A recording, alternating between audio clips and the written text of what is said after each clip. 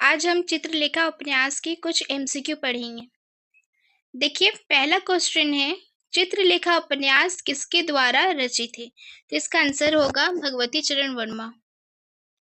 Second question हमारा है, चित्रलेखा उपन्यास में योगी कौन था?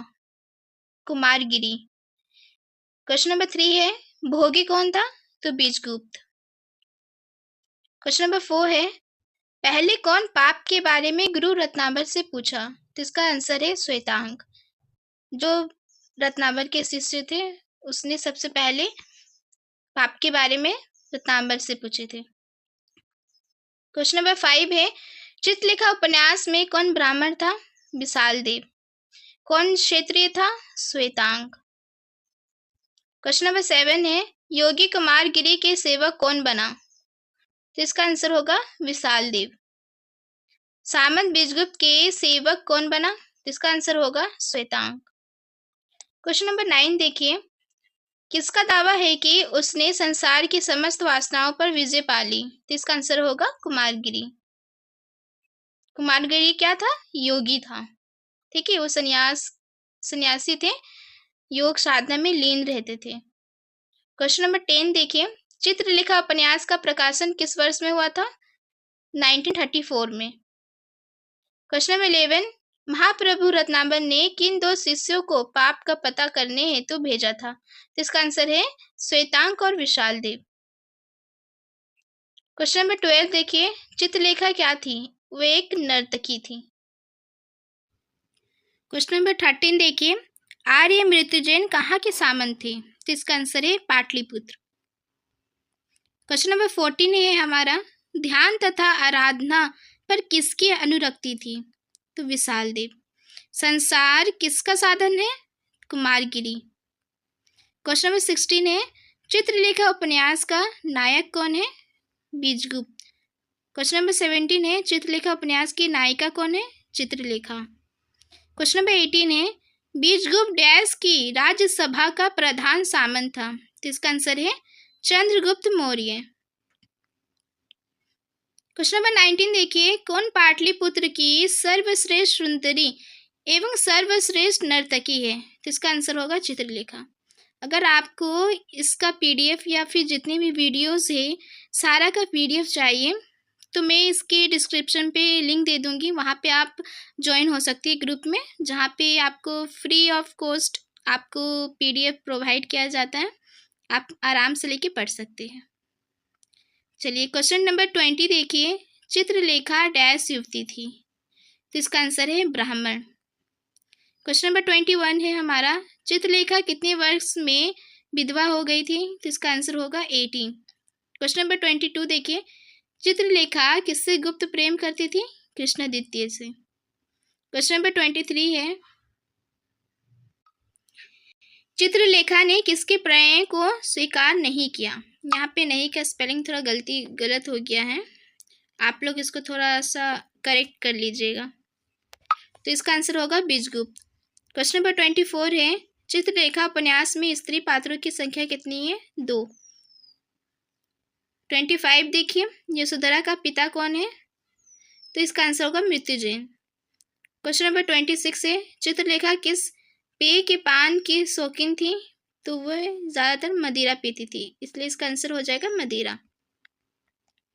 क्वेश्चन नंबर 27 देखिए, चित्रलेखा के जीवन में विधवा होने के बाद प्रथम बार कौन सा प्रेमी आया था? यानी कि उनके जीवन में कौन आए थे सर्वप्रथम विधवा होने के बाद?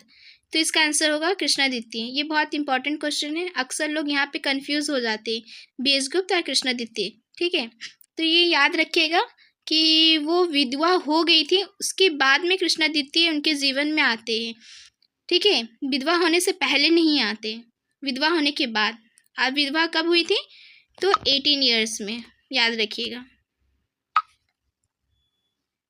क्वेश्चन नंबर 28 देखिए, कौन चित्रलेखा को उसके भवन तक पहुंचाने के लिए जाता है? श्वेता। क्वेश्चन नंबर 29, मधुपाल किसका शिष्य था? कुमारगिरी। क्वेश्चन नंबर 30 है, कौन पाप से दूर रहता था? कुमारगिरी, क्योंकि वो योगी थे। क्वेश्चन नंबर 31 देखिए, विषगुप्त के भवन में श्वेतांग की गणना किस तरह होती थी? विषगुप्त के छोटे भाई की तरह, क्योंकि विषगुप्त श्वेतांग को अपना छोटा भाई ही बोलते थे। और आप देखिएगा कि उपन्यास के अंत में विषगुप्त अपना सारा भवन, पैसा, हर चीज़ श्वेतांग के नाम पे कर देते हैं, क्योंकि श्वेतांग की यशोधरा से प्रेम करने लग जाते हैं। और यशोधरा के जो पिता है वो इस शादी के प्रस्ताव से अस्वीकार करते हैं, क्योंकि श्वेतांग के पास कुछ नहीं होता है।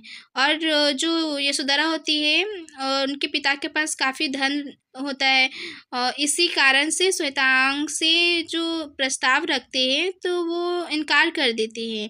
तो विषगुप्त क्या करते हैं कि अपना सारा संपत्ति श्वेतांग के नाम पे कर देते हैं, तब जाके श्वेतांग का विवाह अंत में यशोधरा से होता है। ठीक है।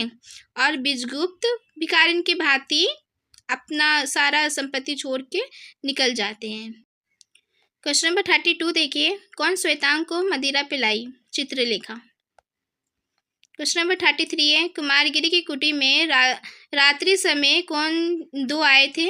विषगुप्त और चित्रलेखा। क्वेश्चन नंबर 34 है, कौन अपने नीति शास्त्र का समर्थन क्या है? तो इसका आंसर है चाणक्य।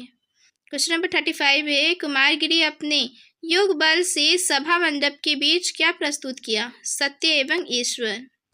क्वेश्चन नंबर 36 है, कुमारगिरी किससे पराजित हो जाते हैं? तो इसका आंसर है चित्रलेखा। क्वेश्चन नंबर 37 है, चित्रलेखा, थोड़ा यहाँ स्पेलिंग मिस्टेक हो गया, टाइपिंग के दौरान थोड़ा देख आप करेक्ट कर लीजिएगा। चित्रलेखा को किसके द्वारा पता चलता है कि विषगुप्त ने यशोधरा के साथ विवाह नहीं किया? विशालदेव। ये वो हो गया है, वो होगा, ठीक है, विशालदेव।